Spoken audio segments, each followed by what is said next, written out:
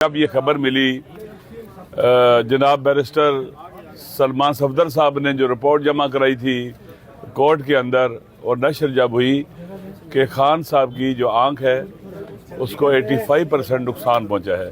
85% نقصان کا معنی یہ ہوتا ہے کہ پوری آنکھ ضائع ہو چکی ہے، بینائی چلی گئی ہے۔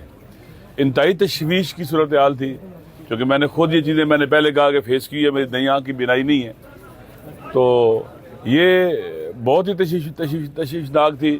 بالخصوص جو جیل کے حکام نے رویہ اپنایا کہ ان کی وجہ سے کہ انہوں نے ان ٹائم ان کو ڈاکٹروں کے ساتھ بھی جو ہے رابطہ نہیں ہونے دیا، اور اسی بنیاد پر ایک جیلر کو باقاعدہ وہاں سے شفٹ کیا گیا، غفور انجم کو۔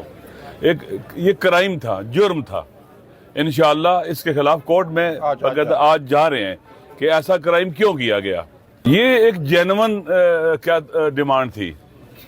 پورے پاکستان کے لوگ چاہے مخالف چاہے موافق سارے پریشان تھے۔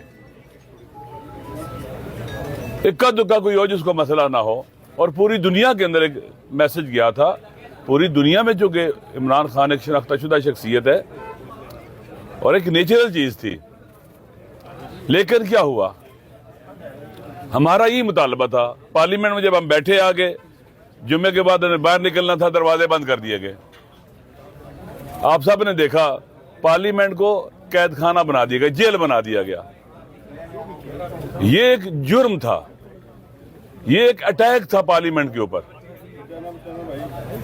2014 کے دھرنے میں جنگلوں کے اوپر کچھ لوگوں نے کپڑے دھو کے لٹکائے تھے، تو اس وقت بھی کہا جاتا تھا کہ پارلیمنٹ کی توہین ہو گئی ہے، یہی لوگ کہتے تھے۔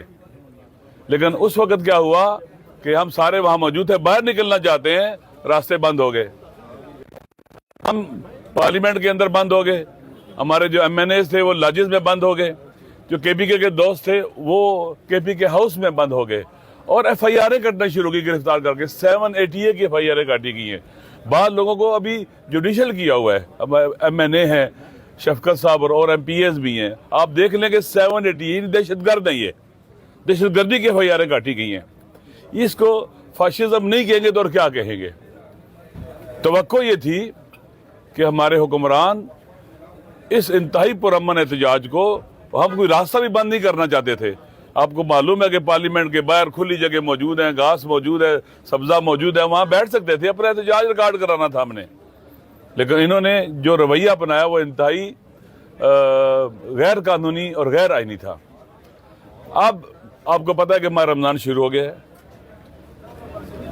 خان صاحب کی جو آنکھ مکمل بینائی چلی گئی ہے، اس کے حوالے سے بہت کنسرنز تھے محمود خان صاحب کے۔ انہوں نے کہا کہ اگر یہ بات سچ ہے کہ مکمل بینائی چلی گئی ہے اور کوئی امپروومنٹ نہیں ہے بالکل ہی، تو میں بھوک ہڑتال دوں گا، بھوک ہڑتال یہاں کروں گا، اور جہاں تک مجھے یاد پڑ رہا ہے کہ تادم مرگ بھوک ہڑتال کروں گا۔ اتنا کنسرن ہے ہمارا۔ الحمدللہ وہ جو صورتحال تھی کہ بالکل بھی نہیں چلی گئی ہے 85%، اس سے تھوڑی بہت امپروومنٹ ہے، ابھی ہوئی ہے تھوڑی بہت۔ لیکن آپ جانتے ہیں کہ ان حکمرانوں نے کیا کیا؟ نہ فیملی کو آن بورڈ لیا، نہ ان کے ڈاکٹر کو آن بورڈ لیا، کسی کو آن بورڈ نہیں لیا، اور اسی ابہام کو باقی رکھا، اور اس بنیاد کے اوپر آج تک یہ ابہام باقی ہے۔ ہمارا مطالبہ یہ ہے کہ ان کے جو ڈاکٹرز ہیں، ڈاکٹر فیصل سلطان ہے جو خود خان صاحب نے بھی پیغام بھیجا ہے، اور اسی طرح سے ڈاکٹر عاصم ہے، ان کو ایکسیس دی جائے، جو ان کے سال سے ان کا میڈیکل چیک اپ کرتے ہیں۔ یہ جو آنکھ میں کلاٹ آتا ہے، یہ اس کے لیے مختلف قسم کے جو ہے نا ٹیسٹ کی ضرورت ہے اور نگرانی کی ضرورت ہے۔ یہ سادہ چیز نہیں، آنکھ بہت حساس چیز ہوتی ہے۔ اس لیے ہماری دعا ہے، ہمیں خوشی ہے کہ خان صاحب کی آنکھ کی بینائی واپس آ جائے، امپروومنٹ تھوڑی سی بھی ہو، ہمیں خوشی ہے، ہر ایک کو خوشی ہے۔ لہٰذا ماہ رمضان بھی ہے، ہم اپنا جو دھرنا پارلیمنٹ میں دیا ہوا تھا اس کو ہم ختم کریں گے، اور اگلے مرحلے میں پھر ہم انشاءاللہ تحریک توحید پاکستان کی طرف سے ڈیفرنٹ اقدامات کر سکتے ہیں اور کریں گے انشاءاللہ۔ ہمارے پاس ٹائم ہے۔ ہمارا مطالبہ جو فیملی کا مطالبہ ہے، جو ان کا عدم اطمینان ہے، وہ جب تک پورا نہیں ہوگا اور خان صاحب کے ساتھ براہ راست ملاقات نہیں ہوگی۔ دیکھیں میں قرآن کی آیت بھی پڑھ دیتا ہوں۔ حضرت ابراہیم علیہ السلام اللہ کے اولی العزم نبی تھے، خدا سے کہتے ہیں رب ارنی کیف تحیی الموتی، خدایا مجھے دکھا تو مردوں کو کیسے زندہ کرتا ہے. قال اولم تؤمن، خدا نے کہا کہ تیرا ایمان نہیں ہے؟ کہا کیوں نہیں؟ قال بھلا میرا ایمان ہے، کیوں نہیں ایمان؟ ولکن یطمئن قلبی، دیکھ کے مجھے اطمینان قلب ہوگا، دیکھنے سے اطمینان ہوگا. اگر ہمارے حکمران چاہتے ہیں کہ یہ مسئلہ جو پوری دنیا میں اٹھا ہوا ہے، پوری دنیا کے کنسرنز بنے ہوئے ہیں، یہ مسئلہ حل ہونا چاہیے، تو دیکھنا ان کے کون دیکھیں؟ ان کے ڈاکٹرز دیکھیں، جن کو انہوں نے خود کہا کہ ابھی پیغام جو ان کا ہے کہ میرے ڈاکٹر آج میرے ساتھ ہیں، مجھے دیکھیں، وہ میں ان سے ملنا چاہتا ہوں. اپنی صحت کے بارے میں ان کے کنسرنز ہیں. کوئی آدمی بھی اپنی صحت کے بارے میں تعلق نہیں ہو سکتا. جب عمران خان صاحب کہہ رہے ہیں میرے کنسرنز ہیں، اس کا مطلب ہے کنسرنز ہیں.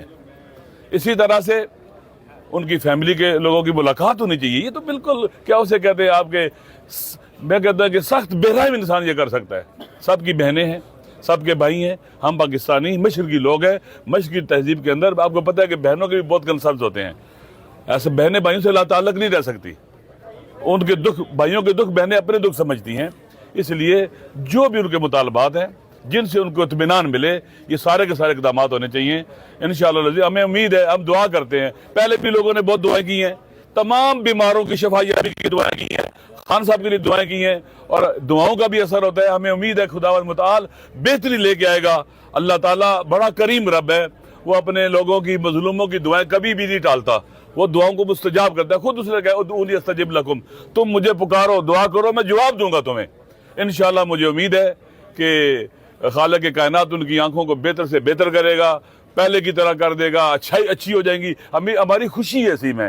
ہم خدا نہ خواستہ نہیں چاہتے کہ خان صاحب کی آنکھیں خراب ہی رہنی چاہیے، نعوذ باللہ من ذالک. نہیں، ٹھیک ہونے کی امید بھی ہے، اور انشاءاللہ العزیز مجھے امید ہے کہ بہتری ہوگی. اور بالخصوص جب وہ کہتے ہیں کہ ان کا علاج اسلام آباد کے شفا انٹرنیشنل میں ہونا چاہیے، وہاں کے ڈاکٹر کمپیٹنٹ ہیں، وہاں کا ماحول اچھا ہے، آزاد ڈاکٹر ہیں، ان کے اوپر کوئی سرکاری ڈاکٹر نہیں ہے، ان پر کوئی پریشر نہیں آ سکتا. تو میرے خیال میں یہ مطالبہ جینوئن ہے، اس پر عمل ہونا چاہیے. آپ سب کا شکریہ. چلیے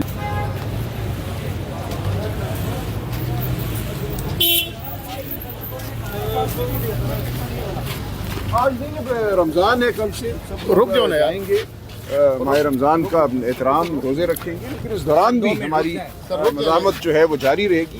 جیسا کہ علی امین صاحب، جیسا کہ سہیل آفریدی صاحب نے کہا کہ ہم ایک پرامن لوگ ہیں، ہم آئین اور قانون کے مطابق چلتے ہیں، اور اسی طرح ہم چلتے رہیں گے اور اپنی آواز بلند کرتے رہیں گے.